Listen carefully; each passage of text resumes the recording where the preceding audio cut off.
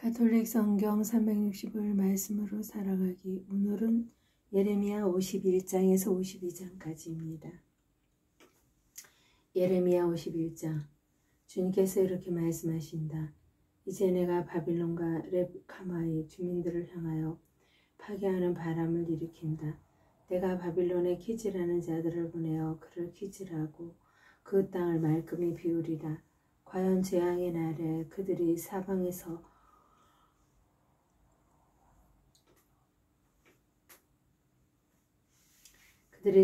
바빌론을 공격하리라. 바빌론의 활잡이가 시위를 당기지 못하게 하고 갑옷을 입고 일어서지 못하게 하여라. 바빌론의 젊은이들을 불쌍히 여기지 말고 그 군대를 모두 없애버려라. 그들은 칼데아 땅에서 칼에 맞아 쓰러지고 그 거리에서 중상을 입으리라. 이스라엘과 유다 땅이 비록 이스라엘의 거룩하신 분을 거스른 죄로 가득 차 있다 하더라도 그들이 만군의 주 자신들의 하느님께 수박맞은 것은 아니다. 너희는 바빌론 한복판에서 도망쳐 저마다 제 목숨을 구하여라. 바빌론의 죄 때문에 함께 죽지 마라. 지금은 주님께서 복수하시는 때, 그분께서 바빌론의 행실을 되갚으신다. 바빌론은 주님의 손에 들린 금잔, 온 세상을 취하게 하였다. 민족들이 거기 담긴 포도주를 마셨기에 미쳐버렸다. 바빌론이 갑자기 쓰러지고 무너졌다. 그를 두고 통곡하여라. 그의 상처에 휴향을 발라보아라. 어쩌다 나을지도 모른다. 우리가 바빌론을 낫게 하려 했으나 낫지 않았다. 그러니 그를 버리고 저마다 제 고향으로 돌아가자. 그에 대한 심판이 하늘까지 이르고 구름까지 닿았다. 주님께서 우리의 구원을 드러내셨으니 어서와 시온에서 주 우리 하느님의 위협을 선포하자. 화살촉을 갈고 방패를 잡아라. 주님께서는 바빌론을 파괴할 계획을 세우셨기에 메디아 임금들의 마음을 깨우쳤다. 이것이 정녕 주님의 복수, 당신 성전을 위한 복수다. 바빌론 성벽을 향해 깃발을 세우고 경비를 튼튼히 하여라. 보초를 세우고 매복을 준비시켜라. 주님께서는 바빌론 주민들을 두고 말씀하신 바를 그대로 계획하시고 함께 실행하신다. 큰 물가에 살며 보화를 많이 가진 자야. 너의 종말이 다가오고 내가 잘려나갈 때가 되었다. 만군의 주님께서 당신 자신을 두고 맹세하셨다. 내가 정녕 네 땅을 메뚜기처럼 많은 군인들로 채우리라. 그러면 그들이 너를 이기고 승리의 함성을 지르리라. 찬가. 그분께서는 당신 능력으로 땅을 만드시고 당신 지혜로 세상을 세우셨으며 당신 예지로 하늘을 펼쳐놓으셨다. 그분께서 소리를 내시자 하늘의 물이 요동친다. 그분께서는 땅 끝에서 안개가 피어오르게 하신다. 비가 내리도록 번개를 만드시고 당신의 곳간에서 바람을 꺼내신다. 사람은 누구나 어리석고 지식이 모자란다. 대장장이는 누구나 우상탓의 수치를 당한다. 사실 그가 부어 만든 상은 가짜라서 그 안에 숨결이 없다. 그것들은 헛것이요 조롱거리니 그들이 벌을 받을 때 그것들도 사라지리라. 야곱의 몫은 이런 것들과는 다르다.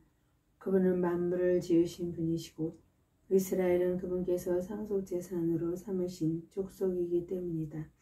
그 이름 만군의 주님이시다. 바빌론에 대한 애가 너는 나의 망치요 나의 무기다. 나는 너를 통하여 민족들을 부수고 너를 통하여 나라들을 파괴하였다.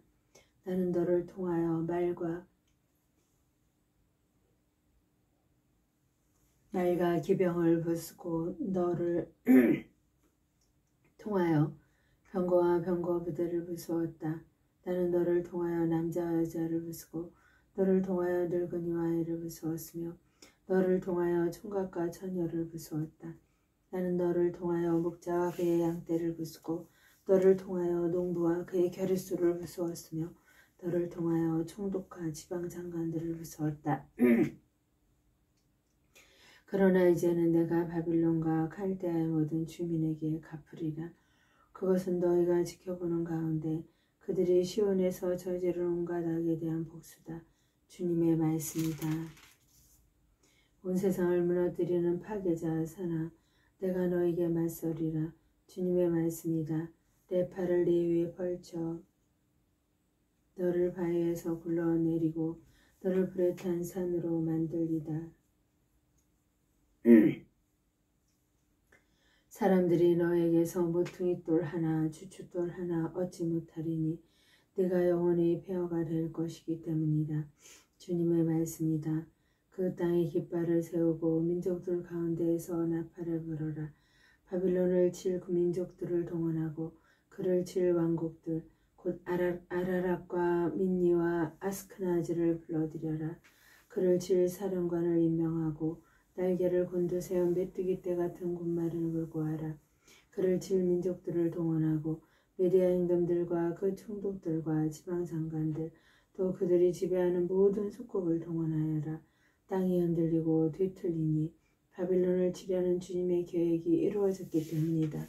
그 계획이란 바빌론 땅을 인적 없는 폐허로 만드는 것이다. 바빌론 용사들이 전투를 포기하고 요새에 들어앉았다. 그들은 기력을 잃고 여자처럼 되어버렸으며 바빌론 잎들을 불타고 성문의 빗장들도 부서졌다. 한 보발꾼이 다른 보발꾼을 만나 이어 달리고 한 전령이 다른 전령을 만나 바빌론 임금에게 그의 도성이 끝에서 끝까지 점령되었다고 보고한다. 나루터들이 점거되고 갈대밭에 불에 탔으며 전사들은 겁에 질렸다.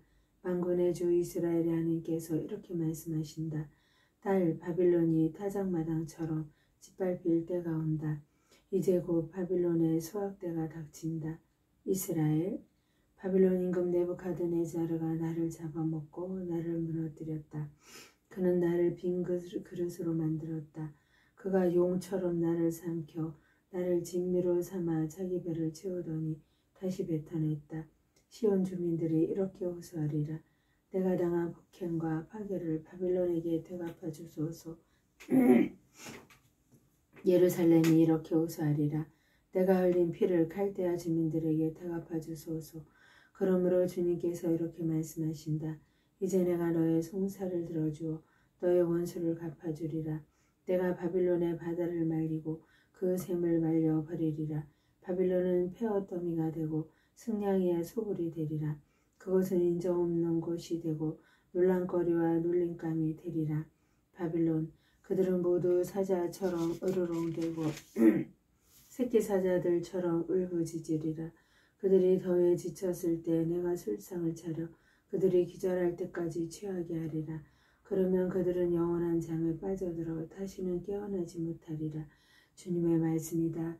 내가 그들을 어린 양처럼 순양과 수념소들처럼 도살장으로 끌고 가리라. 어쩌다가 온 세상에 자랑거리던 새싹이 점령되고 점거되었는가? 어쩌다가 민족들 가운데에서 바빌론이 놀란거리가 되었는가? 바닷물이 바빌론으로 밀려오자 그것은 그 요란한 파도에 잠기고 말았다.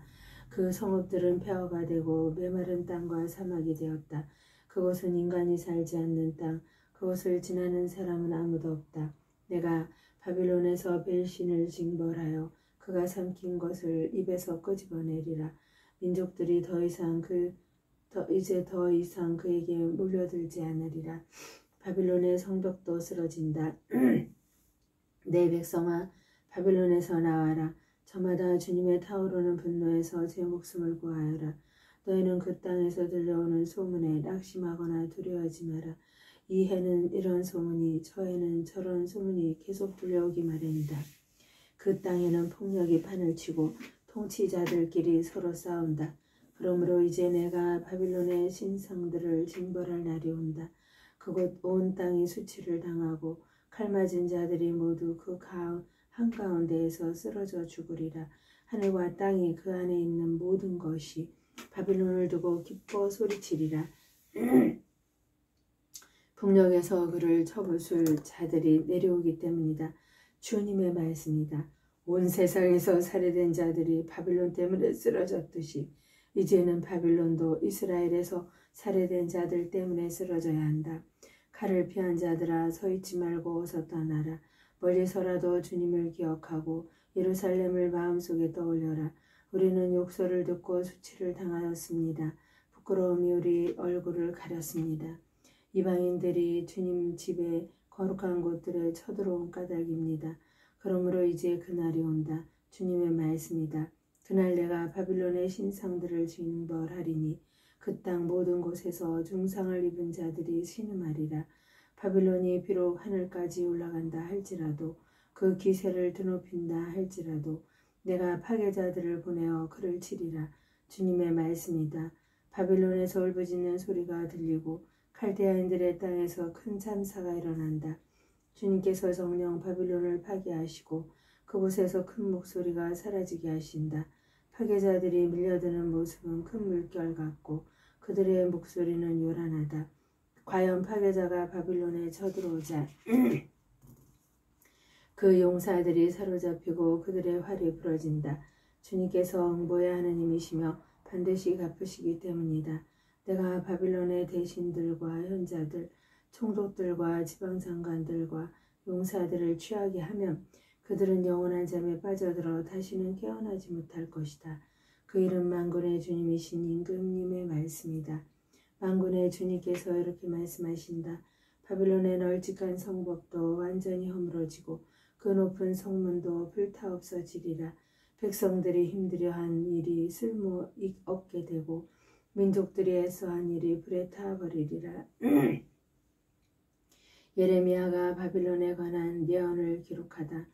마우세아의 손자이며 네리아의 아들인 스라야 역관장이 유다 임금 치드키야 제4년에 임금과 함께 바빌론으로 올라갈 때 예레미야 예언자가 그에게 내린 분부. 예레미야는 바빌론에 내릴 이 모든 재앙 곧 바빌론을 두고 선포한 이 모든 말씀을 한 권의 책으로 기록하였다. 예레미야가 스라야에게 말하였다. 그대가 바빌론으로 들어가면 이 말씀을 다 읽고 나서 이렇게 아뢰시오. 주님, 당신께서 이곳을 두고 친히 말씀하시기를 이곳을 멸망시켜 사람도 짐승도 살지 않는 영원한 폐허가 되게 하리라고 하셨습니다.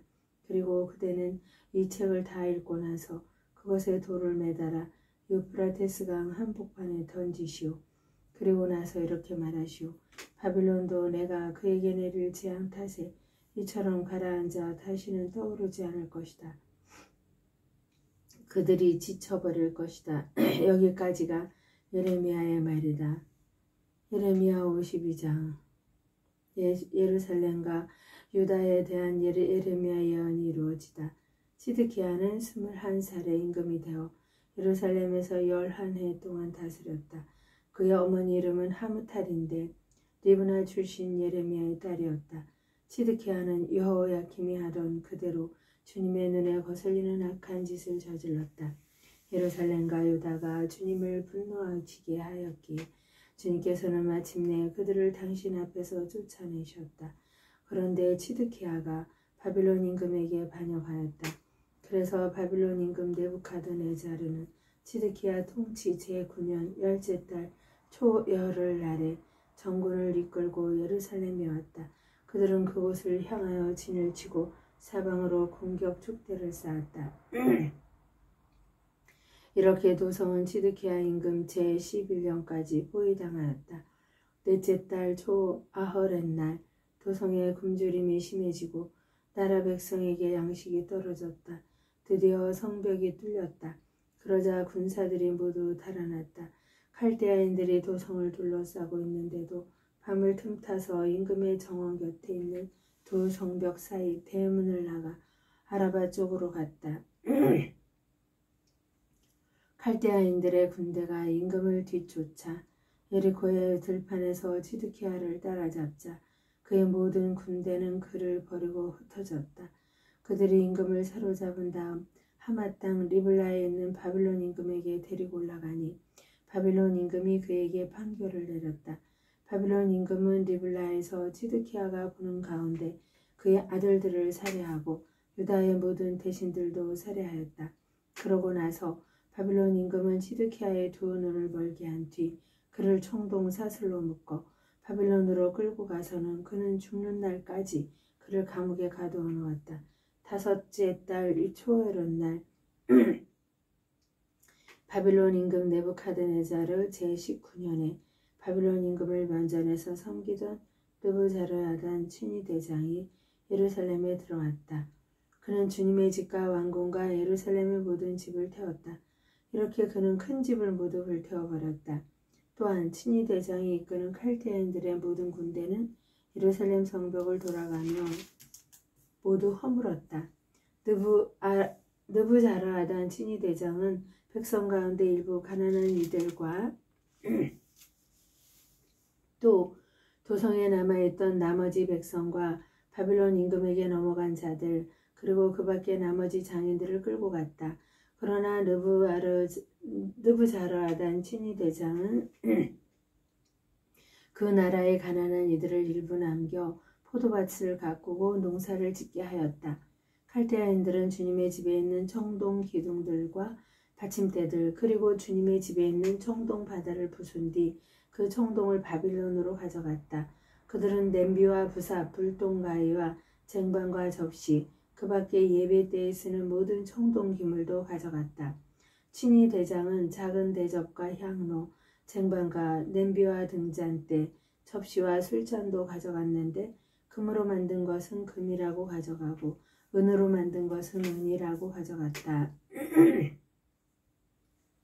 솔로몬 임금이 주님의 집에 만들어 놓은 기둥 2개와 청동바다 하나와 받침대 밑에 청동으로 만든 황소 12개 등 이 모든 기물에 쓰인 청동은 그 무게를 달 수 없을 정도였다.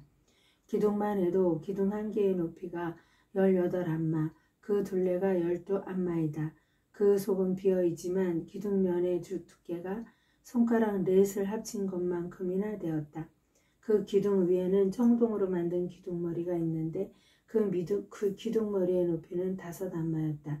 이 기둥머리에는 모두 청동으로 만든 그물과 석류들이 돌아가며 달리고 두 번째 기둥도 마찬가지로 석류들이 달렸다.